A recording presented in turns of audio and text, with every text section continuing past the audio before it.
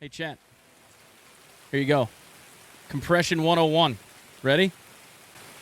Off. On. Off. On. Tell me again how compression is cheating. Where's my footsteps? Oh, hold up. Yeah, it was the compressor all along, boys. It was the compressor all along. So the other day, I made a video that talked about whether or not I considered audio compression in Tarkov cheating. This is a tweet taken just a handful of minutes ago. He just got promoted as a community manager for Battlestate Games. He's the guy in charge of the entire emissary program for Escape from Tarkov.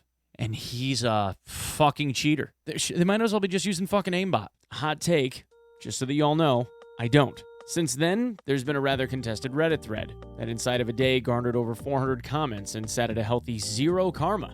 Thanks to whoever in my Discord clued me into that one. It was a really entertaining read, by the way. Of course, this is where someone is going to chime in the comments about how I said I didn't read the Reddit, and here I am reading the Reddit. Don't think I don't see you tapping away on the keys, bro. I see you. I see you, dude. Anyway, I'm going to show you guys how to set up some super easy audio compression, but before I do, I need to address something really quick, because I think this is important. Even though I went through all of the ins and outs as to why compression isn't cheating in the last video, there still seems to be some people that remain unconvinced. So, they went so far as to cite the Tarkov TOS as the end-all and be-all regarding whether or not this is actually cheating. To them, oh, you can bet your sweet boots, it is. The argument is basically because BSG hasn't explicitly stated that compression and EQing for Tarkov in your own audio isn't a violation of the TOS, that it therefore must be a violation of the TOS, and until BSG comes out and says whether or not certain programs or hardware that provide compression are not cheating specifically, then they must be a TOS violation, and you are therefore cheating. It's really circular, I know. Under this section of the end-user license agreement, it says, under no circumstances are you to perform the following actions, either full or in part. We're paying special attention to the section that says derivative works and section A, ways to override limitations. Derivative works are copying or reproduction, deciphering, source code retrieval, amendment, decomposition, decompilation, or creation of derivative works based on or connected with the game client or directly from or of the game.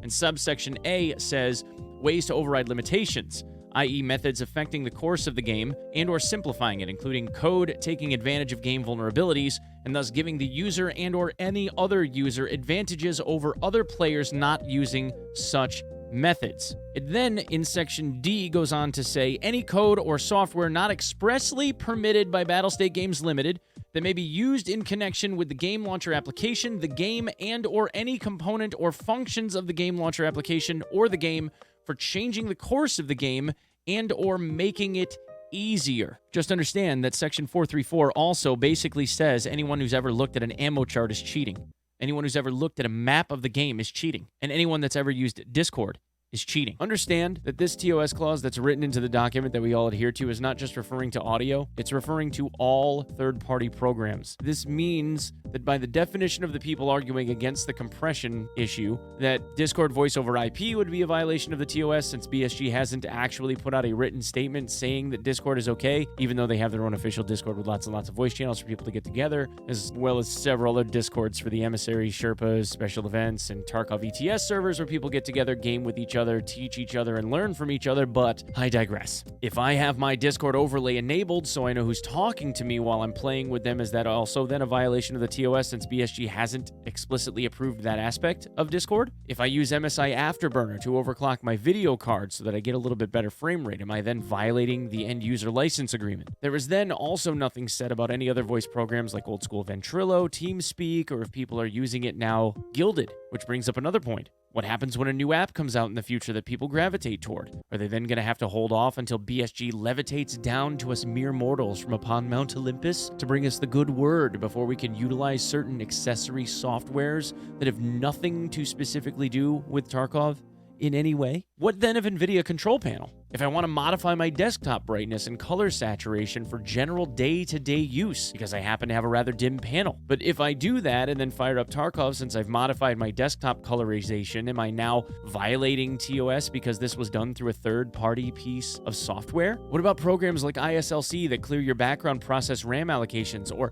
process lasso that's been an invaluable aspect of people's gaming for forcing Tarkov to play on a handful of physical cores so they generate better frame rates, especially on AMD machines. Those people should be forced to deal with specifically because BSG hasn't said it's okay yet. If I modify my NVIDIA settings to forcibly uncap my frame rate so I can get higher FPS on maps like Factory and Labs, is that a violation of the TOS since BSG hasn't explicitly approved that workaround? The same thing goes for things like simple checkboxes in Windows that say, here's your audio compression, i.e. loudness normalization. And that's been around since Windows XP back in 2009. Now, the obvious answer to most of this is no, of course not. That's ridiculous. But herein lies the issue when you start quoting terms of service agreements. These boilerplate agreements are designed to be broad on purpose because it protects the company from liability. Here's the fundamental flaw when it comes to something broad like this. When people lean on things like TOS agreements, it becomes an all or nothing argument. You can't argue that the TOS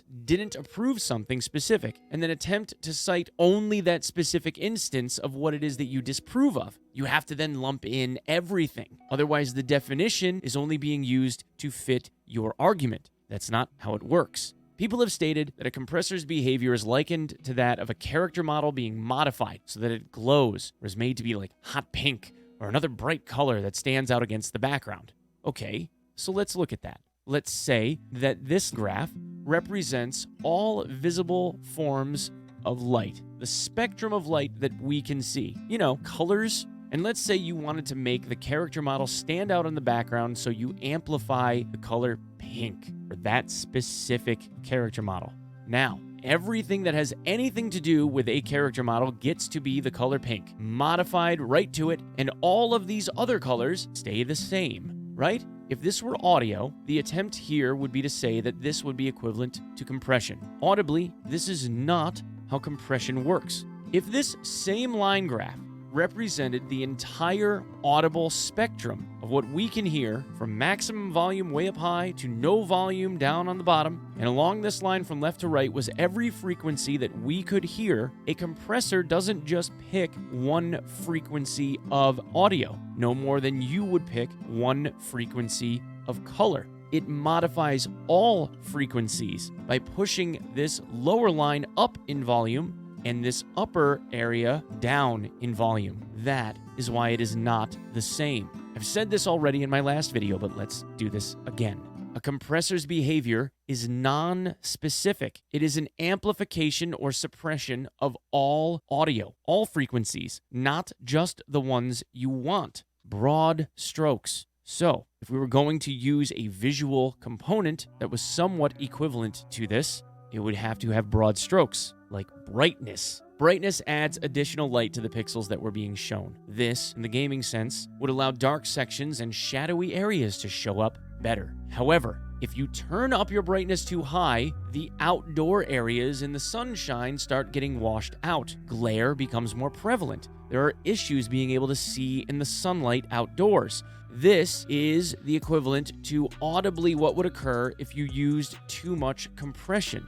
Everything starts to sound the same level. Far away, up close, rain, wind, steps, everything gets closer and closer to the same level of volume, and that is not a good thing. You do need some dynamism, just like you need to be able to tell the difference between light and dark areas of what you see. That doesn't stop you from tweaking your brightness settings, and in doing so, no one bats an eyelash. Everyone goes into their Tarkov EXE file options and changes their high DPI scaling behavior so they get better frames, and no one questions it. People create custom desktop resolutions in order to uncap their frame rate in Tarkov by modifying that resolution by 1 point, and no one cares. But the moment someone talks about audio depth, all of a sudden that becomes the line in the sand?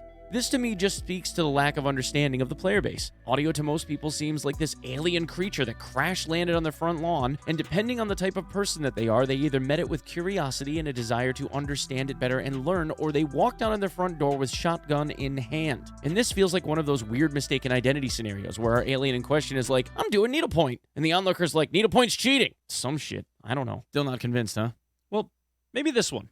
Maybe this will change your mind. This is a tweet taken just a handful of minutes ago. I was all done with this video, actually, and this one came into being just a little bit ago as I was joking around about how compressors are cheating. And Tobias ends up sending me this, asking whether or not his compressor is set up adequately or not. And if you're not familiar with who Tobias is, he just got promoted as a community manager for Battlestate Games. He's the guy in charge of the entire emissary program for Escape from Tarkov. And he's a fucking cheater. You know, it's one thing when players and streamers cheat, but I mean, an employee of Battlestate Games, you know what? I bet you this goes all the way to the top. I bet you the cheating goes all the way to Nikita. I bet you Nikita uses a compressor. They're everywhere. The cheaters are everywhere, boys. You can't trust anybody nowadays. They might as well be just using fucking aimbot. And as I start steering this conversation toward the different softwares that are out there, understand that if BSG were to actually start passing judgment on software suites in the game, they'd have their work cut out for them. In addition to Windows just bare bones minimum doing with a checkbox by enabling loudness normalization, which is baked into Windows, like I said, there's Dolby Atmos, which is $15 for a lifetime license to utilize it, THX software that comes with Sound Blaster everything, and every major headset manufacturer from SteelSeries, Corsair, HyperX, Logitech, Elite Atlas, Lucid Sound, Razer, Asus, and Arctis, and that took me 15 seconds worth of a Google search, to physical mixers that you can get for less than $200. Then in addition to embedded FX libraries, offer compression from Presonus, Yamaha, Mackie, Behringer, Scarlett, and Nady, which you can get on Amazon with another simple search. And there are way more to freeware programs, like the aforementioned Voice Meter Banana from my last video, and SoundLock, and other software suites that come with your PC's onboard sound card, which are usually made by Realtek, like Nihimic, which is free and comes with like every motherboard on Earth. Attempting to somehow outlaw the hardware in this case would be impossible. Impossible. And attempting to outlaw every software suite that goes along with every gaming headset that's ever existed, well, since Razer introduced Razer Synapse anyway, way back when, would alienate a ton of gamers, would require massive teams of people to enforce, and would also be nearly impossible to keep up with, as every iteration of every software suite that came out would then be something BSG would have to then monitor and then pass judgment on. It is an immense undertaking that would take massive resources. The undertaking at best is unrealistic. This is, of course, from the genre of shooters. If we only took shooters, competitive nature of shooters, let's look at CSGO, okay? They are by far and away the most stringent. The independent tournament organizations and using their own anti-cheat software in a lot of cases, CSGO and R6 Siege have been the most stringent historically of any other organization when it comes to what they allow and what they don't. Certain anti-cheat softwares would flag people having Spotify open on their PC, disallowing them the ability to participate in certain tournaments. They don't even outlaw audio compression. Not even them. And you're telling me that Tarkov's TOS should be more strict than even that? I fail to see the correlation. If some of the largest, most prestigious, and most money-slinging competitive tournaments in existence don't even do this when it comes to competitive shooters like R6 Siege, CSGO, PUBG, Valorant, all of them, none of them say anything about compression being bad.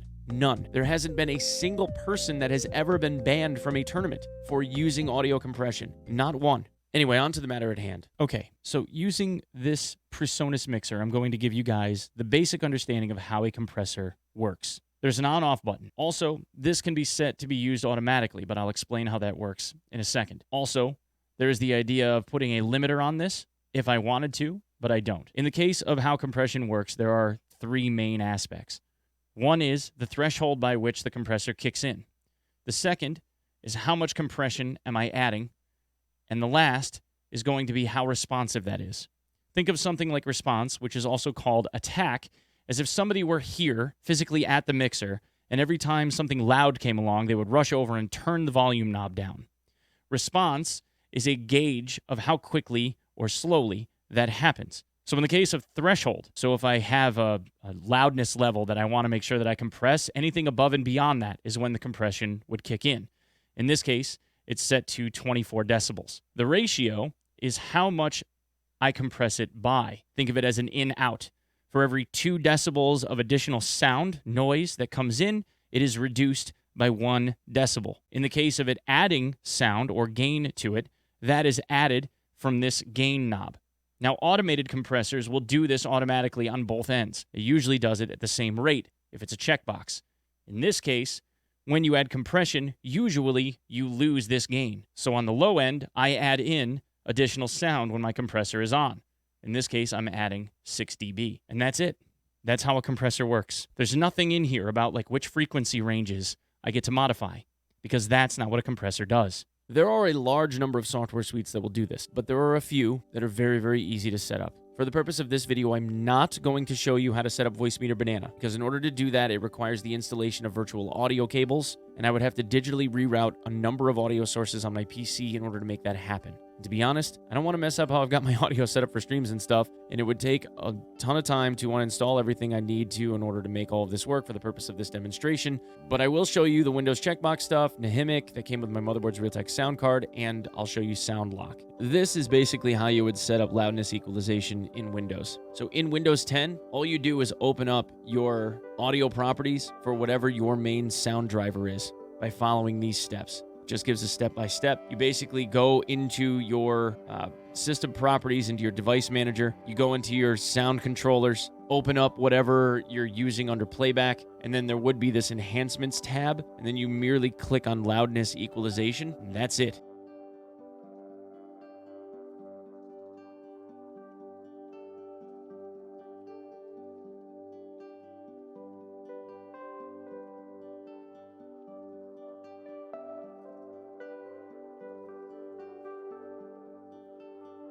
It turns the compression on. It's that simple. In the case of Sound Lock, you would go to the Sound Lock website, which is sound-lock.en.softtonic.com. Again, a link in the description. From here, you merely would click on free download, wait for this thing to come up, hit free download, wait for this bar to do its little dance, and then it's just going to download. You save it wherever you want to save it. It comes out with this MSI file. This MSI file, you run it, it installs SoundLock. SoundLock is a very lightweight, very small program that runs in the background.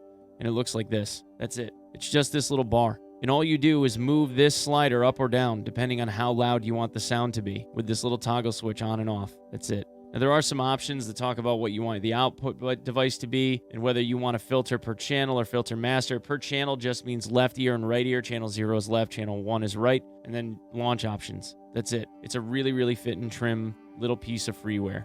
And all it does is limit how loud something gets. So that way I can't turn the volume up too high. I can't damage my ears. This is the simplest form of audio compression that you could probably get your hands on.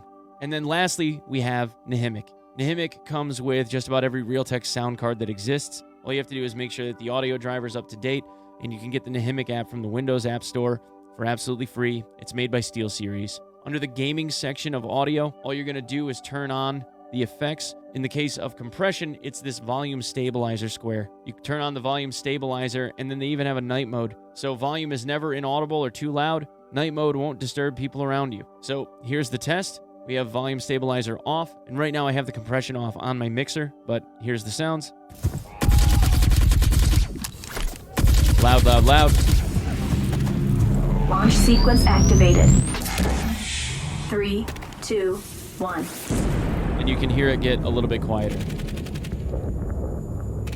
Mission A little bit louder, complete. a little bit quieter. That's it. A little bit louder, a little bit quieter. So all this does is set it up so it's generated in a way where it will cut some of the peaks and valleys out of the audio. That's it. Now, these other options that are listed here are equalization options. You can punch up the bass, punch up the treble, and this is for voices. This is mid-range. Voice stuff, like my voice is mid-range. Guitars and audio are mid-range. It does have other options that are built into this for movies and communication and stuff, but this is what we're talking about for audio compression. And that's it. I mean, all of these are very, very, very easy to set up and establish. They are not difficult. And the thing is, I think if people understood that just about every one of these software suites, when I first installed Nahimic, this was on. I turned it off for the purpose of showing this to you. All of these features that are provided by all of these headset manufacturers and all of these gaming brands, already have compression turned on. It's very likely that if you can hear my voice and you are watching this video right now, if you own